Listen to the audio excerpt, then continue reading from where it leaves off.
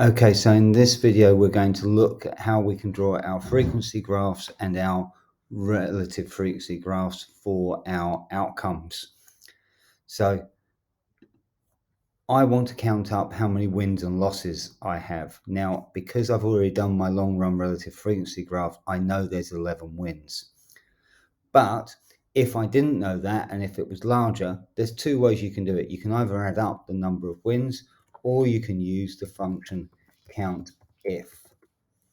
So what I need to do is I need to highlight all the cells that I want it to count, and then I need to tell it what it is going to count. So I want it to count if it's a win, so I'm going to click on the word win.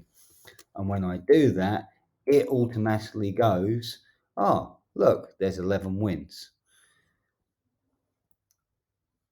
I have to be careful when I autofill that it doesn't automatically shift the cell down as time goes on.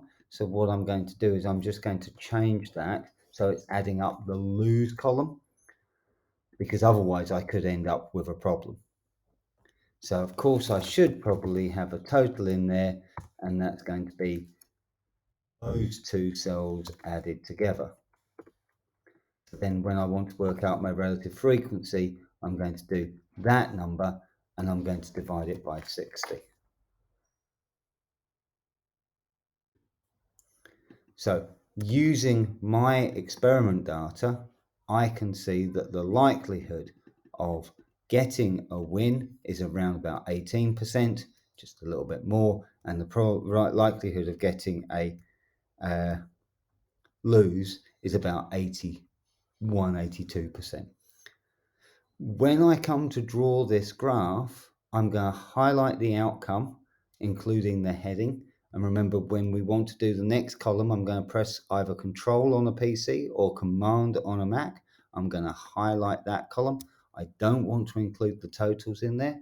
And I'm going to go Insert, Chart, and I want that chart to be a bar graph. So there you go. There's my first of those graphs. I'm going to copy that graph and I'm going to paste it into my document.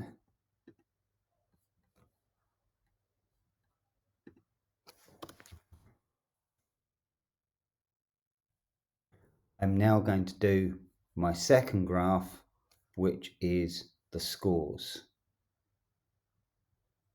So just moving this one out of the way. Again, I need to use a function, because either I've got to go through and add up how many of each of my scores I've got from my total, or I'm going to go count if, open bracket, I'm going to highlight my total column this time,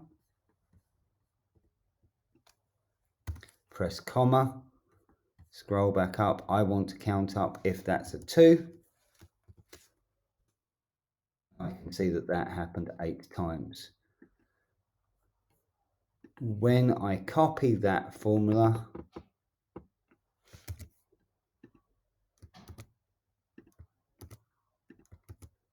I then need to go back into them and say this one's going to count up a 3, that one is going to count up a 4, this one is going to count up a 5, and this one is going to count up a 6.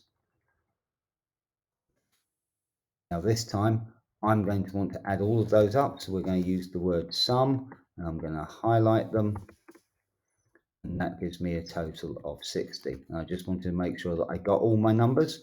So this time when I want to do my relative frequency, I'm going to divide the 8 by 60 and the 17 by 60. I just want to neaten those up, so I just want to reduce the number of decimal places. And then to draw the graph, I highlight and I highlight and I go Insert, Chart, and that's going to give me my relative frequency graph. Awesome.